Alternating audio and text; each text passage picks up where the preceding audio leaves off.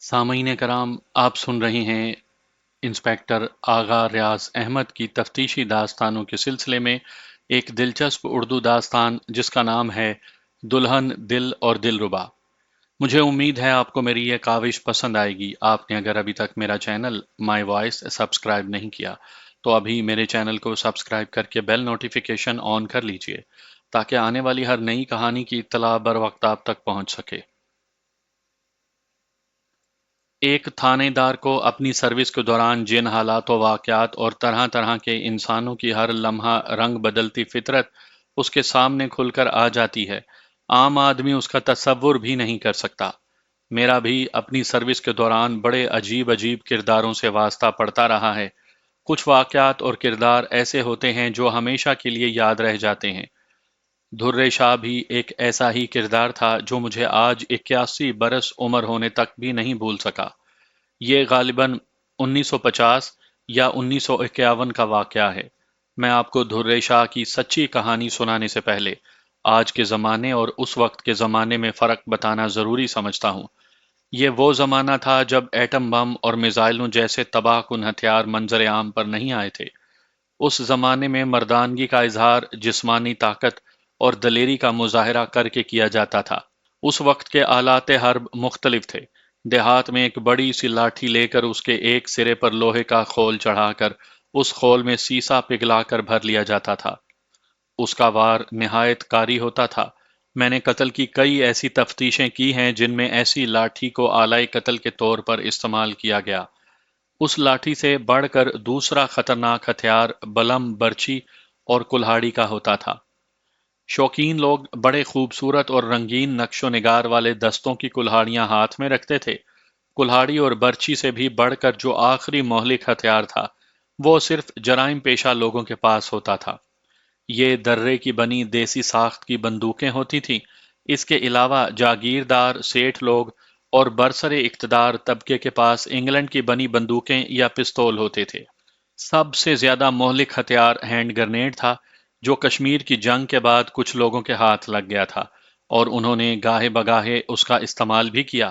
ایسے ہی ایک گرنیڈ کا واقعہ میں نے اپنی ایک تفتیشی کہانی نسلوں کا قرض میں سنایا ہے۔ آپ کو اس کہانی کا لنک اس کہانی کے ڈسکرپشن میں موجود پلے لسٹ کے اندر مل جائے گا۔ اس تمہید کا مطلب یہ ہے کہ اس زمانے میں اور آج کے دور میں نمایاں فرق ہے۔ اب میں آپ کو دھرے شاہ کی کہانی سناتا ہوں۔ گجرات کے علاقے میں جرائم کی شرح ہمیشہ ہی زیادہ رہی ہے۔ میرے وقتوں میں بھی اور آج کل بھی یہاں خاصے جرائم ہوتے ہیں۔ ان وقتوں میں آئے دن تھانے میں لڑائی جھگڑے، دشمنی، چوری چکاری کے کیس آتے رہتے تھے۔ ان دنوں راہزنی بھی عام تھی، قتل کی وارداتیں بھی اکثر ہوتی رہتی تھی۔ ایک روز صبح سویرے ہی دو آدمی تھانے یہ اطلاع لے کر آئے کہ گندے نالے کے پل کے نیچے ایک انسانی لاش کیچڑ میں دھسی پڑی ہے اور اس کے اوپر بھی کیچڑ کی تہہ جمی ہوئی ہے۔ میں نے فوراً اے ایس آئی سے کہا کہ وہ اپنا عملہ ساتھ لے کر جائے اور لاش نکلوا کر ضروری کارروائی کرے۔ اے ایس آئی چلا گیا اور تقریباً 2 گھنٹے کے بعد وہ ہانپتا ہوا میرے پاس آیا۔ اس کے چہرے پر پریشانی کے آثار صاف نظر آتے تھے۔ میں نے اس سے پوچھا کہ کیا بات ہے اور وہ اتنا پریشان کیوں ہے؟ نالے سے ملنے والی لاش دھرے شاہ کی ہے سر، اے ایس آئی نے کہا تو میں بھی اچھل پڑا۔ کیا تمہیں پورا یقین ہے غفار؟ میں نے اس سے پوچھا کہ وہ لاش دھرے شاہ کی ہی ہے۔ بالکل سر، اے ایس آئی غفار نے کہا، وہ 100% دھرے شاہ کی لاش ہے۔ ابھی تھوڑی دیر کے بعد کانسٹیبلز لاش تھانے لے کر آتے ہوں گے، آپ خود دیکھ لیجئے گا۔ میں بڑی بے چینی سے لاش کے تھانے پہنچنے کا انتظار کرنے لگا۔ اس دوران میں غفار سے لاش کے متعلق معلومات حاصل کرتا رہا۔ اس نے بتایا کہ دھرے شاہ کو قتل کیا گیا ہے اور لاش پر برچی یا کلہاڑی کے زخموں کے نشانات موجود ہیں۔ تھوڑی دیر کے بعد لاش تھانے آ گئی۔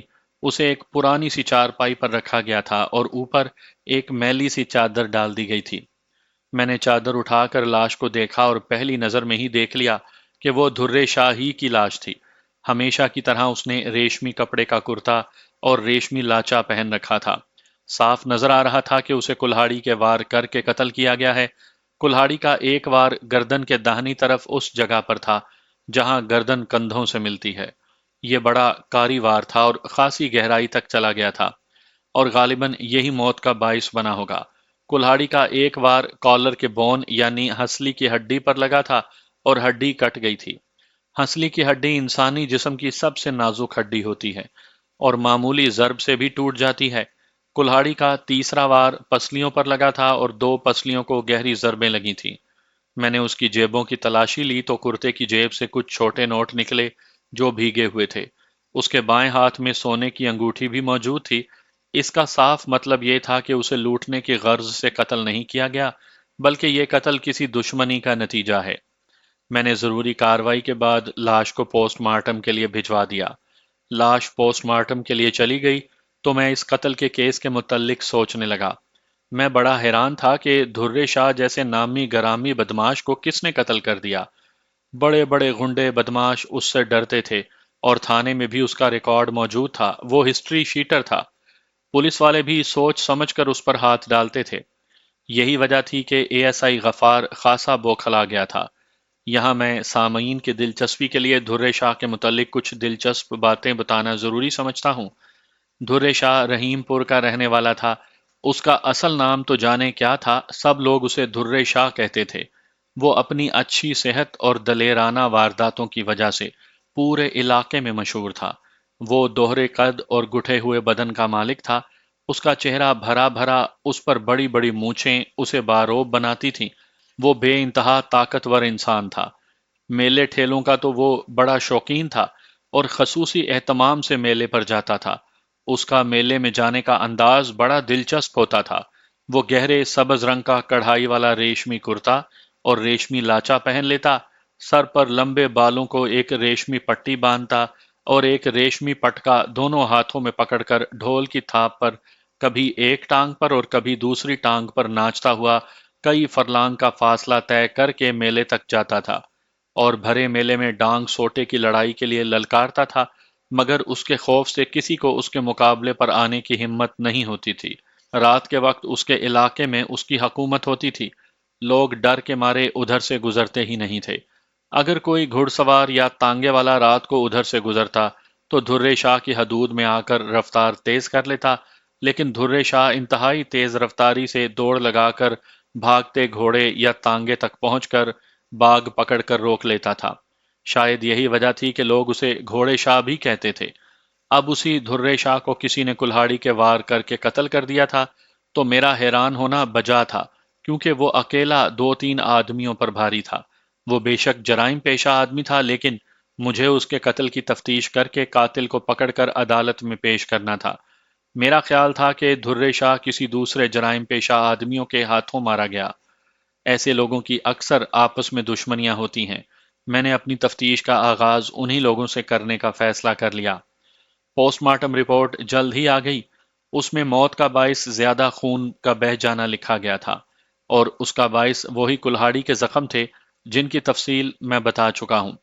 اس کے علاوہ رپورٹ میں یہ بھی بتایا گیا تھا کہ مقتول کے معدے میں دیسی شراب کی خاصی مقدار پائی گئی ہے۔ موت کا وقت آدھی رات کے لگ بھگ لکھا گیا تھا۔ مقتول کا چونکہ کوئی وارث سامنے نہیں آیا تھا، اس لیے اس کی لاش کو لاوارث قرار دے کر دفنا دیا گیا۔ اس کے بعد میں نے تفتیش کا آغاز کر دیا۔ میں نے اپنے مخبروں کو طلب کر لیا۔ ان میں عادی جرائم پیشہ لوگ بھی تھے اور معزز لوگ بھی۔ میں نے انہیں کہا کہ وہ یہ معلوم کرنے کی کوشش کریں کہ کیا دھرے شاہ کی کسی کے ساتھ ایسی دشمنی تھی کہ نوبت قتل تک پہنچ جائے۔ اس کے علاوہ میں نے انہیں یہ بھی کہا کہ وہ یہ بات بھی معلوم کریں کہ پچھلے دنوں میں دھرے شاہ کا کسی کے ساتھ لڑائی جھگڑا ہوا ہو۔ ایک بار اس کیس کا کوئی سرا میرے ہاتھ آ جاتا اور معمولی سا سراغ بھی مل جاتا تو میرا کام آسان ہو جانا تھا۔ یہ مخبر اس کام کو سمجھتے تھے اور انہیں معلوم تھا کہ انہوں نے اپنے مطلب کی معلومات کہاں سے حاصل کرنی ہیں اور کیسے کرنی ہیں۔ اگلے دن سے میرے مخبر میرے پاس رپورٹیں لے کر آنے لگے اور دھرے شاہ کے قتل ہونے سے چند دن پہلے کی خبریں لانے لگے۔ ان میں کوئی ایسی خبر نہیں تھی جس سے یہ تاثر ملتا کہ فلاں واقعہ دھرے شاہ کے قتل کا باعث بنا ہوگا۔ پھر ایک اور مخبر آیا۔ یہ بڑا ہی کامیاب مخبر تھا۔ ویسے تو جرائم پیشہ تھا اور چھوٹے موٹے جرائم کرتا تھا، لیکن زبان کا جادو چلانا جانتا تھا اور لوگوں کے گھروں کے اندر کے بھید بھی نکال لاتا تھا۔ اس نے جو بات بتائی اس سے مجھے ایسے لگا کہ جیسے اس نے دھرے شاہ کے قاتل کو میرے سامنے لا کھڑا کیا ہو۔ اس مخبر نے جو بات سنائی وہ میں بیان کر دیتا ہوں۔ دھرے شاہ میں جہاں اور بہت سی برائیاں تھیں، وہاں وہ دیسی شراب بھی پیتا تھا اور طوائف بازی کا بھی شوقین تھا۔ اس وقت کی ایک نوخیز اور حسین طوائف دلربا اسے بہت پسند تھی اور وہ اس پر دل کھول کر پیسہ لٹاتا تھا۔ جب وہ دلربا کے پاس چلا جاتا تھا تو وہ کسی اور کو کوٹھے پر نہیں آنے دیتا تھا۔ اگر پہلے سے محفل جمی ہوتی تو اس کی آمد پر پہلے سے موجود تماش بینوں سے معذرت کر کے محفل برخاست کر دی جاتی۔ تماش بین اس بات کا برا تو مناتے، لیکن دھرے شاہ کے خوف سے چپ چاپ چلے جاتے۔ یہ بات مشہور تھی کہ دھرے شاہ اور دلربا ایک دوسرے کو پسند کرنے لگے ہیں اور یہ نوبت عشق تک جا پہنچی ہے۔ قتل سے تقریباً 12-15 دن پہلے کا واقعہ ہے کہ دھرے شاہ اپنے چند ساتھیوں کے ساتھ دلربا کے کوٹھے پر گیا تو وہاں اس وقت ایک اور جرائم پیشہ جس کا نام رنگو تھا بیٹھا ہوا تھا۔ میں رنگو کو جانتا تھا۔ اس کا اصل نام تو اورنگ زیب تھا، لیکن سب اسے رنگو کہتے تھے۔ دھرے شاہ کے پائے کا بدماش تھا، لیکن طاقت اور دلیری میں دھرے شاہ سے کم تھا۔ رنگو اور دھرے شاہ کی آپس میں سرد جنگ چل رہی تھی، لیکن دونوں میں سے کوئی بھی کھل کر سامنے نہیں آیا تھا۔ مختصر یہ کہ رنگو دھرے شاہ سے دبنے والا آدمی نہیں تھا۔ دھرے شاہ کی آمد سے رنگو کے رنگ میں بھنگ پڑ گئی اور جمی جمائی محفل رک گئی۔ رنگو نے دلربا سے کہا کہ وہ ناچ گانا جاری رکھے اور کسی کی پرواہ نہ کرے۔ معافی چاہتی ہو سرکار، دلربا نے بڑے ادب سے کہا۔ آپ پھر کبھی تشریف لائیے گا، شاہ جی کے آنے پر محفل روک دی جاتی ہے۔ یہ طوائف کا کوٹھا ہے، کسی شاہ کا ڈیرا نہیں، رنگو نے غصے سے کہا۔ یہاں ہر کوئی آ سکتا ہے، ہم پہلے سے یہاں موجود ہیں، اس لیے ہمارا حق پہلے ہے، تم شاہ جی کو بعد میں بلا لینا۔ یہ سن کر دھرے شاہ کو غصہ آ گیا اور قریب تھا کہ دلربا کا کوٹھا میدان جنگ بن جاتا۔ اچانک دھرے شاہ نے بجلی کی سی تیزی سے لمبے پھل والا چاقو نکالا اور رنگو کی شہ رگ پر رکھ دیا۔ چپ چاپ یہاں سے نکل جاؤ، دھرے شاہ نے کہا، ورنہ ایک ہی جھٹکے میں شہ رگ کاٹ دوں گا۔ رنگو ڈرنے والا آدمی نہیں تھا، لیکن موت کا فرشتہ اسے اپنی شہ رگ کے نزدیک محسوس ہوا، تو اس نے پسپائی اختیار کر لی اور چپ چاپ وہاں سے چلا آیا۔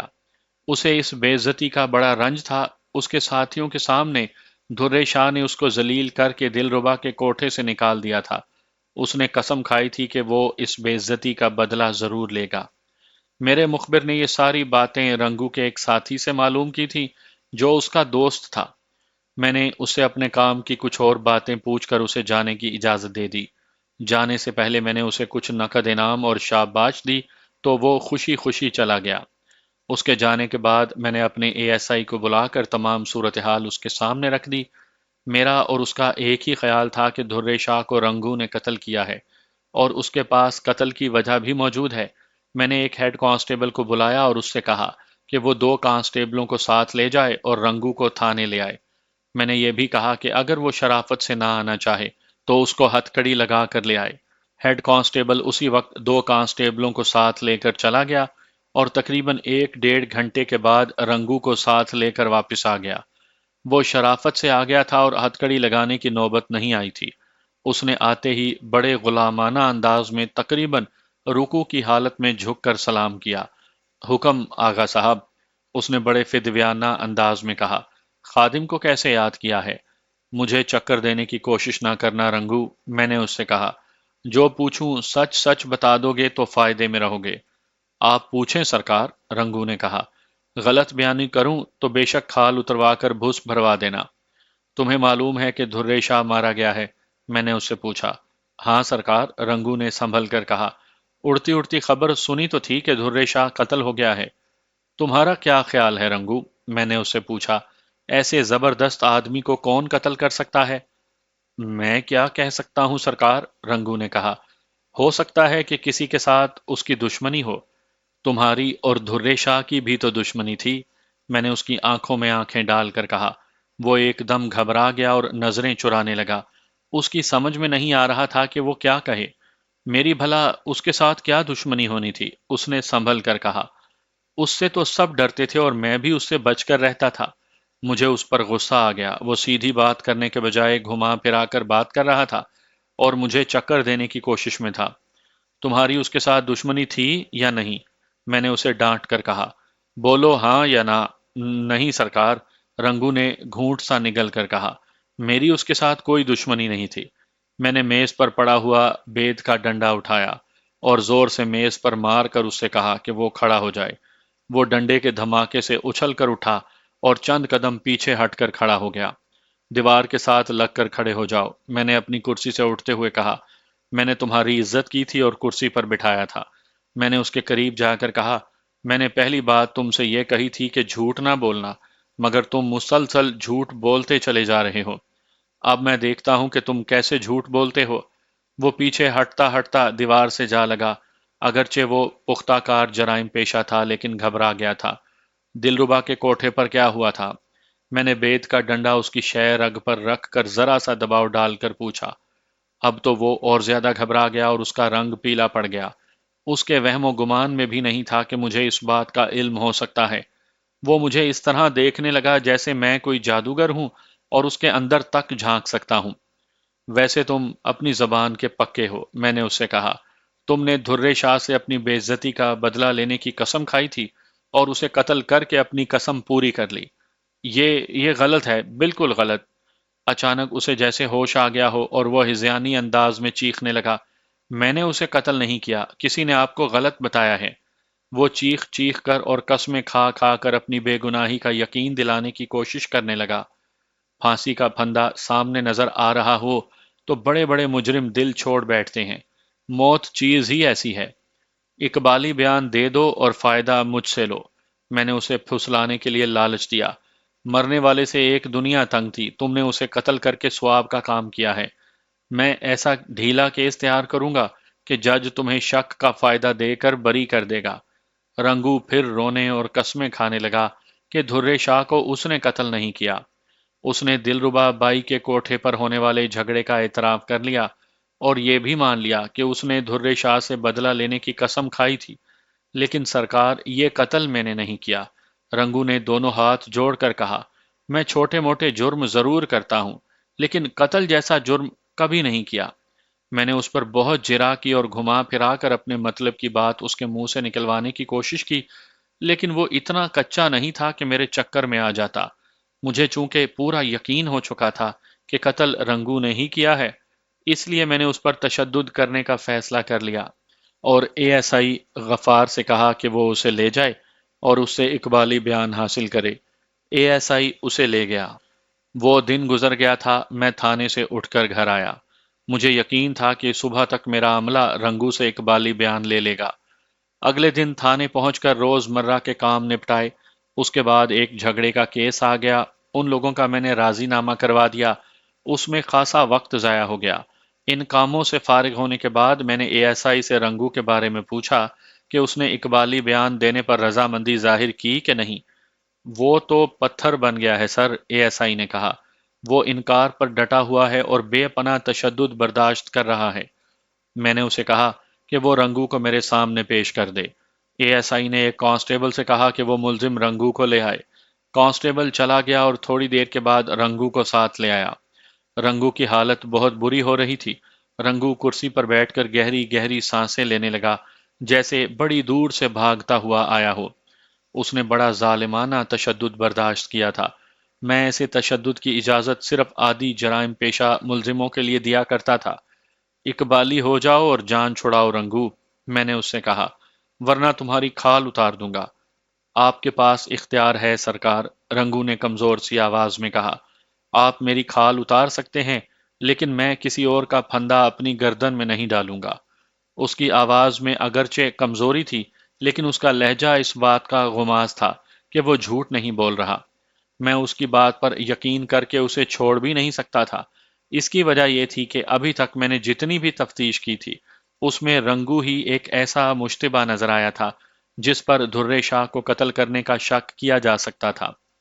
میں نے رنگو کو فی الحال حوالات میں بھجوا دیا اور خود نئے امکانات پر غور کرنے لگا۔ اگر رنگو اور دھرے شاہ کے جھگڑے کو ایک طرف رکھ دیا جاتا تو پھر دھرے شاہ کا قتل ایک اندھا قتل بن جاتا جس کا کوئی سر پیر نہیں تھا۔ قتل کی تفتیش کے لیے سب سے پہلے قتل کی وجہ معلوم کرنا ضروری ہوتا ہے، اور اس وقت تک کی تفتیش کے مطابق رنگو کے پاس دھرے شاہ کو قتل کرنے کی معقول وجہ موجود تھی۔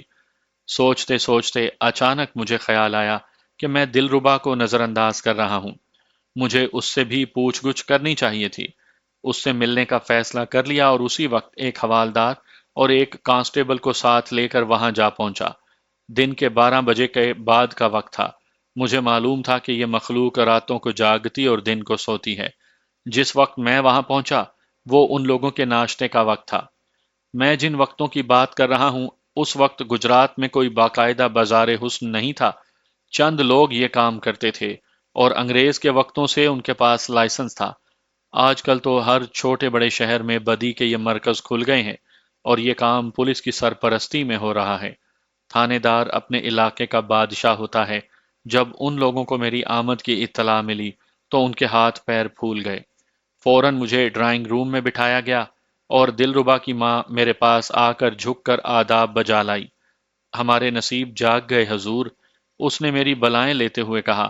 کہاں راجہ بھوج اور کہاں گنگو تیلی، حکم فرمائیں، کیا خدمت کریں آپ کی؟ یہ کہہ کر وہ اپنے کارندوں سے کھانے پینے کا بندوبست کرنے کو کہنے لگی۔ میں نے اس کی خوشامد اور چرب زبانی کو نظر انداز کر کے اسے کھانے پینے کے انتظام سے منع کر دیا۔ میں وہاں بیٹھ کر کنجروں کی کمائی سے کوئی بھی چیز نہیں کھانا چاہتا تھا۔ میں نے اس سے کہا کہ وہ اپنی بیٹی دلربا کو بلا دے، میں اس سے کچھ پوچھنا چاہتا ہوں۔ بیبی ابھی ابھی سو کر اٹھی ہے، اس نے بڑے انداز سے کہا۔ وہ نہا دھو کر تیار ہو جائے تو میں اسے لے کر آتی ہوں۔ ویسے خیر تو ہے نا؟ لا علمی میں کوئی قصور ہو گیا ہے ہم سے؟ ایک بات ذہن میں رکھو بائی جی، میں نے غصے سے کہا، میرے پاس فالتو وقت نہیں ہے اور نہ ہی میں یہاں مجرا سننے آیا ہوں۔ میں یہاں سرکاری ڈیوٹی پر آیا ہوں، اس لیے فوراً اپنی بیٹی کو وہ جس حال میں بھی ہے یہاں لے کر آؤ، ورنہ پھر تھانے بلوا کر تفتیش کروں گا۔ اس نے میرے ماتھے پر بل دیکھے تو فوراً کمرے سے نکل گئی اور چند لمحوں کے بعد ایک نوجوان لڑکی کو ساتھ لے کر آ گئی۔ اس کی آنکھوں میں ابھی تک نیند کا خمار باقی تھا۔ بڑے خوبصورت نین نقش اور گورے رنگ نے اس میں بے پناہ کشش پیدا کر دی تھی۔ اس کے چہرے پر بلا کی معصومیت تھی جو اس قسم کے پیشے سے وابستہ لڑکیوں میں کم ہی نظر آتی ہوگی۔ وہ کوئی جسم فروش طوائف نہیں تھی، صرف گانا گاتی تھی اور رقص کرتی تھی۔ یہی وجہ تھی کہ اس کے چہرے پر معصومیت اور جسم میں شادابی قائم تھی، اور دھرے شاہ جیسا بدماش اس پر عاشق ہو گیا تھا۔ دلربا نے خالص لکھنوی لب و لہجے اور انداز میں آداب پیش کیا۔ میں نے اسے بیٹھنے کو کہا تو وہ بیٹھ گئی۔ اس کے بعد میں نے اس کی ماں سے کہا کہ وہ دلربا کو میرے پاس چھوڑ دے اور کمرے سے باہر نکل جائے۔ وہ نہ چاہتے ہوئے بھی باہر چلی گئی۔ اس کے جانے کے بعد میں نے دلربا سے ادھر ادھر کی چند باتیں کی۔ میرا خیال تھا کہ اس کی جھجک اتارنے کے بعد اپنے کام کی باتیں پوچھوں گا۔ میں جانتی ہوں آپ کیوں آئے ہیں، دلربا نے اداس سے لہجے میں میرے کچھ پوچھنے سے پہلے کہا۔ کیا جانتی ہو؟ میں نے حیران ہو کر پوچھا۔ آپ شاہ جی کے متعلق بات کرنے آئے ہیں، اس نے کہا۔ آپ ان کے قتل کی تفتیش کر رہے ہوں گے۔ میں سمجھ گیا کہ وہ دھرے شاہ کو شاہ جی کہہ رہی ہے۔ دھرے شاہ ایسا نامی گرامی بدماش تھا کہ اس کے قتل کی خبر جنگل کی آگ کی طرح پورے گجرات میں پھیل گئی تھی۔ دلربا کی اداسی کو دیکھتے ہوئے میں نے اندازہ لگا لیا کہ اس کی دھرے شاہ کے ساتھ جذباتی وابستگی پیدا ہو گئی تھی۔ میں نے اس کی اسی جذباتی کمزوری سے فائدہ اٹھانے کا فیصلہ کر لیا۔ میں نے سنا ہے وہ باقاعدگی سے یہاں آتا تھا، میں نے کہا۔ وہ بہت اچھا انسان تھا، اس نے آہ بھر کر کہا۔ اس نے میرے کہنے پر بدماشی چھوڑنے کا فیصلہ کر لیا تھا۔ اگر وہ قتل نہ ہو جاتا تو میں اس کے ساتھ شادی کرنے کا فیصلہ کر چکی تھی۔ اس کے ساتھ ہی اسے ہچکی سی آئی اور وہ اپنا دوپٹہ منہ پر رکھ کر سسکنے لگی۔ میں نے اسے رونے دیا۔ جب وہ آنسو بہا کر ہلکی ہو گئی تو میں نے اپنے مطلب کی بات کرنے کا فیصلہ کیا۔ میں تمہارے شاہ جی کے قاتل کو پکڑنا چاہتا ہوں، میں نے کہا۔ اس کے لیے مجھے تمہاری مدد کی ضرورت ہے۔ وہ تمہارے ساتھ اپنے دل کی ہر بات کرتا ہوگا۔ تم ذرا سوچ کر بتاؤ کہ اس نے کبھی کوئی ایسی بات کی ہو کہ اس کی کسی کے ساتھ دشمنی ہے یا کوئی لڑائی جھگڑا ہوا ہو۔ وہ میری بات سن کر کچھ سوچنے لگی۔ غالباً وہ اپنے ذہن میں الفاظ کو ترتیب دے رہی تھی۔ رنگو کے ساتھ اس کا جھگڑا ہو گیا تھا۔ دلربا نے تھوڑی دیر سوچنے کے بعد کہا، یہ کچھ دن پہلے کی بات ہے۔ پھر اس نے وہی بات سنا دی جو میں اپنے مخبر کی زبانی پہلے ہی سن چکا تھا۔ اور سوچو اور غور کرو، میں نے اس سے کہا، بے شک کوئی معمولی بات ہو۔ وہ میرے ساتھ اپنی چھوٹی سے چھوٹی بات بھی کرتا تھا، اس نے کہا۔ ایک روز باتوں باتوں میں اس نے بتایا کہ اس نے ایک بارات کے ساتھ جاتی ہوئی دلہن کو روک لیا تھا اور اسے ساتھ لے جانے لگا تھا، مگر پھر دلہن کی منت سماجت اور آہو زاری کی وجہ سے اسے جانے دیا۔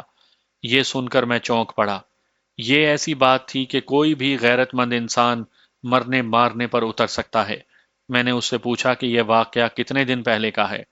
تقریباً ہفتے پہلے کا ہوگا، اس نے سوچ کر کہا۔ کیا اس نے کچھ اور بھی بتایا تھا؟ میں نے پوچھا۔ مثلاً یہ کہ بارات کہاں سے آ رہی تھی اور کہاں جا رہی تھی، اور اس کے علاوہ دلہا کون تھا، وغیرہ وغیرہ۔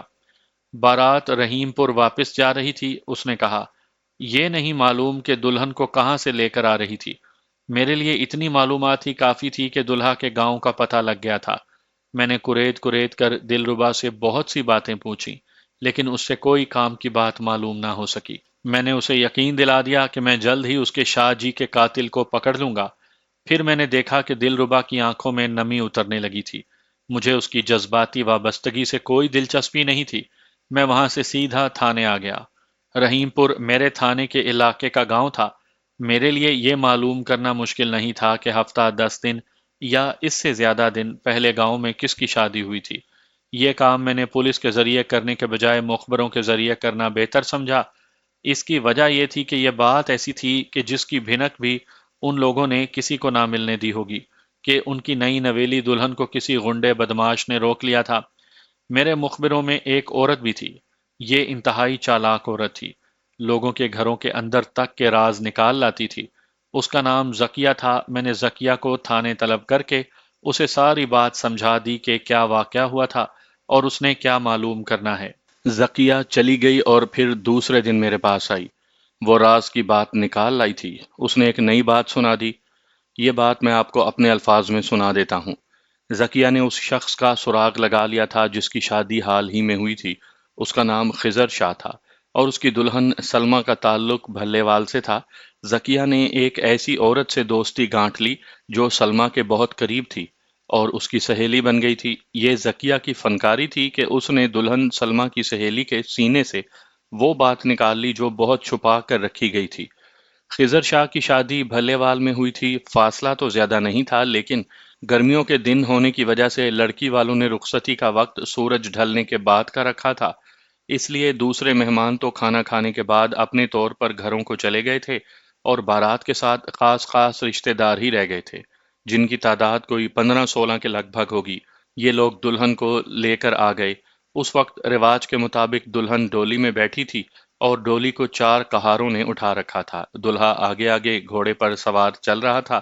جب یہ لوگ رحیم پور کے قریب پہنچ گئے تو دلہا خضر شاہ یہ کہہ کر گھوڑے کو دوڑاتا ہوا آگے چلا گیا کہ وہ گھر پہنچ کر دلہن کے آنے کی اطلاع کرتا ہے تاکہ وہ لوگ دلہن کے استقبال کی تیاری کر لیں۔ دلہا چلا گیا تو ڈولی 15-16 باراتیوں کے ساتھ چل پڑی۔ جب وہ اس علاقے میں پہنچے جہاں دھرے شاہ کی بادشاہی تھی تو اچانک دھرے شاہ نے ان کا راستہ روک لیا۔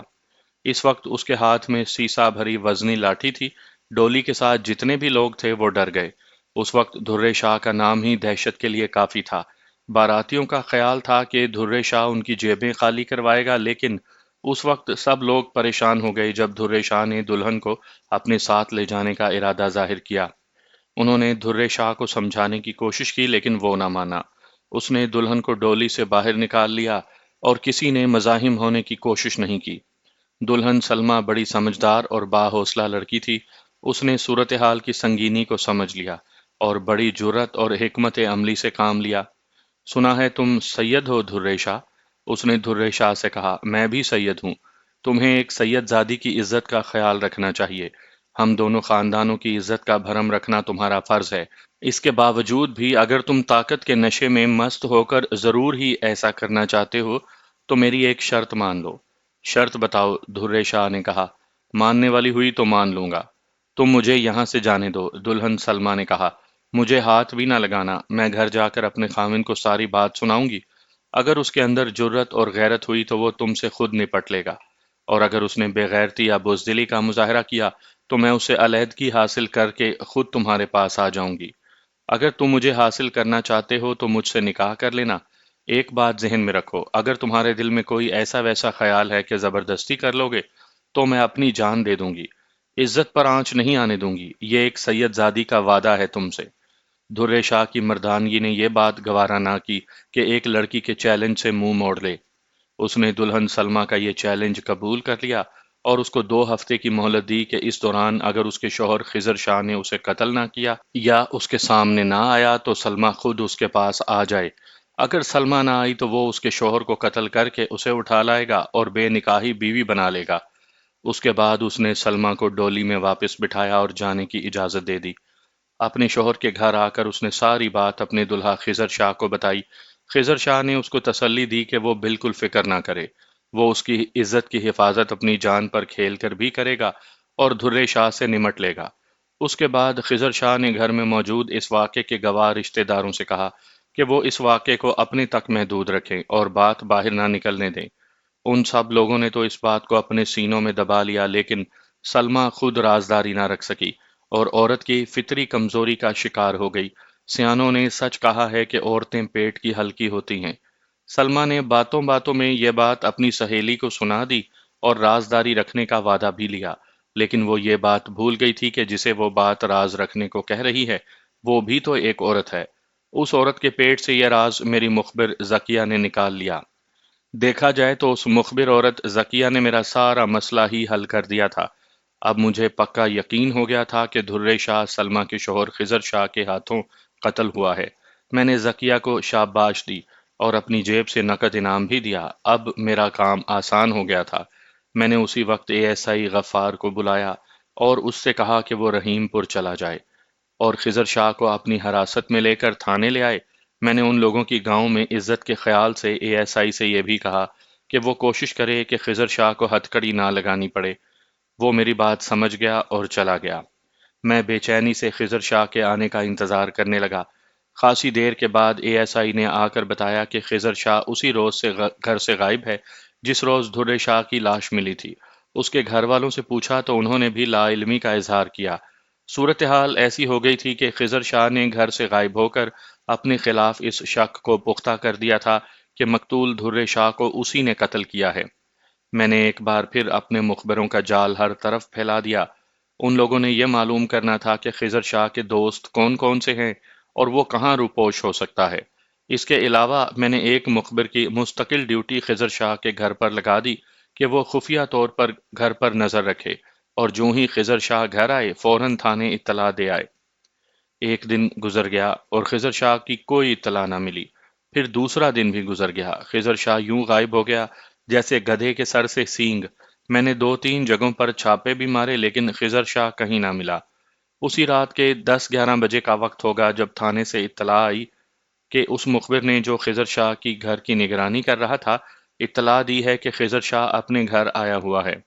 میں نے وقت ضائع کیے بغیر اسی وقت چھاپا مارنے کا بندوبست کیا اور ASI اور 4 کانسٹیبلوں کو خضر شاہ کے مکان کی پچھلی طرف اور ادھر ادھر پھیلا دیا تاکہ وہ دیوار پھلانگ کر اور بھاگ نہ سکے۔ اس کے بعد میں نے دروازے پر دستک دی۔ خضر شاہ کوئی عادی جرائم پیشہ شخص نہیں تھا، اس لیے کسی مزاحمت کا خطرہ بھی نہیں تھا۔ مخبر شناخت کے لیے ہمارے ساتھ تھا۔ ہم میں سے کسی نے بھی خضر شاہ کو نہیں دیکھا تھا۔ تھوڑی دیر کے بعد ایک عمر رسیدہ شخص نے دروازہ کھولا اور وردی میں پولیس والوں کو دیکھ کر گھبرا گیا۔ یہ خضر شاہ کا باپ تھا۔ ہمیں اطلاع ملی ہے کہ خضر شاہ گھر میں ہے۔ میں نے کہا اسے کہیں کہ وہ خود پیش ہو جائے ورنہ میں گھر کے اندر داخل ہو کر اسے گرفتار کر لوں گا۔ اس بوڑھے نے بڑی بے بسی سے میری طرف دیکھا اور پھر اس کی آنکھیں بھر آئی۔ وہ کچھ کہے بغیر اندر کی طرف مڑا اور تھوڑی دیر کے بعد ایک جوان عمر آدمی کو ساتھ لے کر آ گیا۔ مخبر نے مجھے سرگوشی میں کہا کہ یہی خضر شاہ ہے۔ خضر شاہ نے رسمی طور پر اپنے آپ کو گرفتاری کے لیے پیش کر دیا۔ میں نے اس سے کہا کہ وہ کلہاڑی بھی برآمد کروا دے جس سے اس نے دھرے شاہ کو قتل کیا ہے۔ اس نے آمادگی ظاہر کر دی۔ میں نے محلے کے 2 معززین کو جگا کر برآمدگی کی گواہی کے لیے ساتھ لیا۔ خضر شاہ نے گواہوں کے سامنے ایک بڑی ہی خوبصورت کلہاڑی جو ایک دیوار پر ٹنگی ہوئی تھی اتار کر مجھے دے دی اور ہم اسے لے کر تھانے آ گئے۔ میں نے ضروری کارروائی کے بعد خضر شاہ کو حوالات میں بند کروا دیا اور سکون کی نیند سویا۔ صبح اٹھا تو میں بالکل تازہ دم تھا، تیار ہو کر تھانے پہنچا اور خضر شاہ کو اپنے پاس بلوا لیا۔ کانسٹیبل اسے لے کر آیا تو میں نے اسے کرسی پر بیٹھنے کو کہا۔ وہ بیٹھ گیا تو میں نے اس سے کہا کہ حالات و واقعات اور شواہد اس کے خلاف ہیں، بہتر ہے کہ وہ خود ہی اقبالی بیان دے دے۔ وہ بڑا صحت مند اور خوبصورت جوان تھا۔ اس کے چہرے پر کسی قسم کی گھبراہٹ یا پچھتاوا نظر نہیں آ رہا تھا۔ آپ میرا اقبالی بیان لکھ لیں، اس نے بڑے حوصلے سے کہا۔ دھرے شاہ کو میں نے قتل کیا ہے۔ اس کے بعد خضر شاہ نے بڑی تفصیل سے ہر بات بتا دی۔ درمیان میں اس سے سوال بھی پوچھتا گیا۔ اس طرح جو بات سامنے آئی وہ بھی آپ کو سنا دیتا ہوں۔ پہلے کے واقعات تو میں آپ کو سنا چکا ہوں کہ کس طرح دھرے شاہ نے خضر شاہ کی دلہن کو اغوا کرنا چاہا تھا۔ دلہن سلمہ نے جب خضر شاہ کو ساری بات سنائی تو اس کا خون کھول اٹھا۔ اس نے اسی وقت دھرے شاہ کو قتل کرنے کا ارادہ کر لیا، لیکن وہ اتنا زبردست بدماش تھا کہ وہ اس سے مقابلہ کر کے اسے قتل نہیں کر سکتا تھا۔ وہ موقع کی تلاش میں رہنے لگا۔ اسے معلوم تھا کہ اگر اس نے دھرے شاہ کو قتل نہ کیا تو وہ اسے قتل کر کے اس کی بیوی پر قبضہ کر لے گا۔ اس نے بڑے ہی خوبصورت دستے والی ایک کلہاڑی بنوا رکھی تھی جسے وہ باہر کہیں آتے جاتے ہوئے اپنے ساتھ رکھتا تھا۔ وقوعے والے دن شام 8-9 بجے وہ اپنے گھر جا رہا تھا۔ اندھیرا کافی گہرا ہو گیا تھا۔ اچانک اسے گندے نالے کے قریب دھرے شاہ نظر آیا۔ وہ بلند آواز سے کوئی فلمی گیت گاتا جا رہا تھا اور اس کی آواز اور چلنے کے انداز سے صاف لگ رہا تھا کہ وہ نشے میں ہے۔ وہ لڑکھڑا کر چل رہا تھا۔ خضر شاہ نے اس موقع سے فائدہ اٹھانے کا فیصلہ کر لیا اور دھرے شاہ کے پاس جا کر ایک زوردار کلہاڑی کا اس کی گردن پر وار کیا۔ دھرے شاہ کے منہ سے ہائے کی آواز نکلی اور وہ ایک طرف گھوم گیا۔ خضر شاہ نے 2 اور وار کیے تو دھرے شاہ زمین پر گر پڑا۔ آگے نالے کی ڈھلوان تھی اور نالا خاصی گہرائی میں تھا۔ دھرے شاہ اس ڈھلوان سے لڑکتا ہوا نالے میں جا گرا۔ وہ کیچڑ کے اندر دھس گیا تھا۔ خضر شاہ نے ادھر ادھر دیکھا، دور دور تک کوئی نظر نہیں آ رہا تھا۔ خضر شاہ بڑے اطمینان سے وہاں سے اپنے گھر آ گیا اور خون آلود کلہاڑی اچھی طرح دھو کر دیوار پر ٹانگ دی۔ اس نے اپنی بیوی اور باپ کو بتا دیا کہ وہ کیا کرایا ہے۔ پولیس نے تفتیش شروع کی تو وہ گھبرا گیا۔ وہ کوئی عادی مجرم نہیں تھا بلکہ سیدھا سادہ دیہاتی تھا۔ جب پہلی مرتبہ میں نے ASI کو اس کی گرفتاری کے لیے بھیجا تو اس کے باپ نے جھوٹ بول کر ٹال دیا اور کہا کہ وہ گھر میں نہیں ہے، حالانکہ خضر شاہ اس وقت گھر میں ہی چھپا ہوا تھا۔ اس کے بعد وہ اپنے ایک دوست کے پاس کھاریاں چلا گیا۔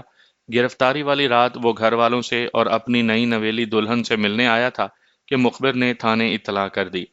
میں نے اس کا بیان لکھ کر اس سے دستخط کروا لیے اور پھر مجسٹریٹ کے سامنے پیش کر کے اس کا بیان کروا دیا۔ جو مارا گیا تھا وہ معاشرے کے لیے ایک تکلیف دہ پھوڑے کی طرح تھا اور اس نے شریف لوگوں کا جینا حرام کر رکھا تھا۔ مجھے خضر شاہ کا بڑا خیال آ رہا تھا۔ اس کی ابھی حال ہی میں شادی ہوئی تھی اور میں نہیں چاہتا تھا کہ وہ کسی المیہ کا شکار ہو۔